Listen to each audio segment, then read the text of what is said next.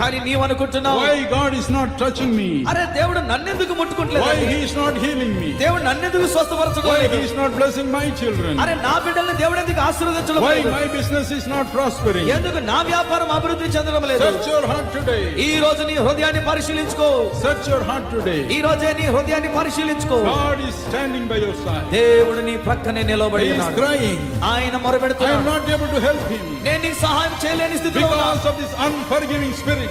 నీలో ఉన్నటువంటి క్షమించలేని ఆత్మను బట్టియే Let us search our hearts tonight. మన హృదయంలో ఒక్కసారి పరిశీలన Do చేసుకుందాం. we have a grouse against our husband, ఎవరు ఒకవేళ మన యొక్క భర్త మీద మనం ఇటువంటి ద్వేషాన్ని కలిగి your ఉన్నామేమో, wife, నీ భార్య మీద, your son, లేక నీ కుమారుడి your మీద, grandfather, లేక నీ తాత మీద, your mother, లేక నీ తల్లి your మీద, partner in business, లేక ఒకవేళ నీ తోటి your పాలిభాగస్తుల మీద, neighbor, నీ పొరుగువాని మీద, your pastor, బహుశా నీ your పాస్టర్ గారి church మీద, people, నీ సంఘస్థుల మీద, your choir member, నీ క్వైర్ సభ్యుల మీద, your colleague in the place where you work. లేదా నువ్వు పని చేస్తున్న చోట నీతో కలిసి పనిచేసే Do వ్యక్తి you మీద, have a grouse down deep in your heart?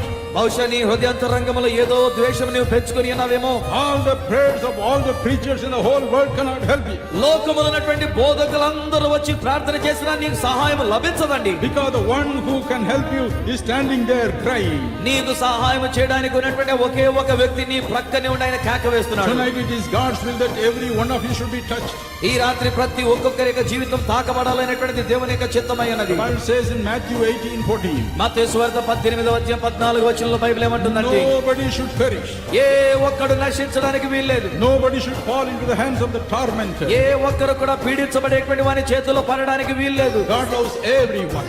ప్రతి ఒక్కరిని దేవుడు ప్రేమిస్తున్నాడు. So let us cry out tonight. కాబట్టి ఈ దినం దేవునికి మొరపెడదాం. We are going to search our heart. మన యొక్క హృదయాలను మనం పరిశీలించుకోబోతున్నాం. Lord Jesus, ప్రభు అయిన యేసయ్యా, show my heart to me. నా హృదయాన్ని నాకు చూపించునైనా. Is there an unforgiving spirit in me? ఏదైనా క్షమించనటువంటి స్థితి నా హృదయంలో ఇంకా ఉన్నదా? Cheer up my brother. ధైర్యం తెచ్చుకో, ఈ దినాన్ని Cheer up my sister. నా సహోదరి ధైర్యం తెచ్చుకుందాం.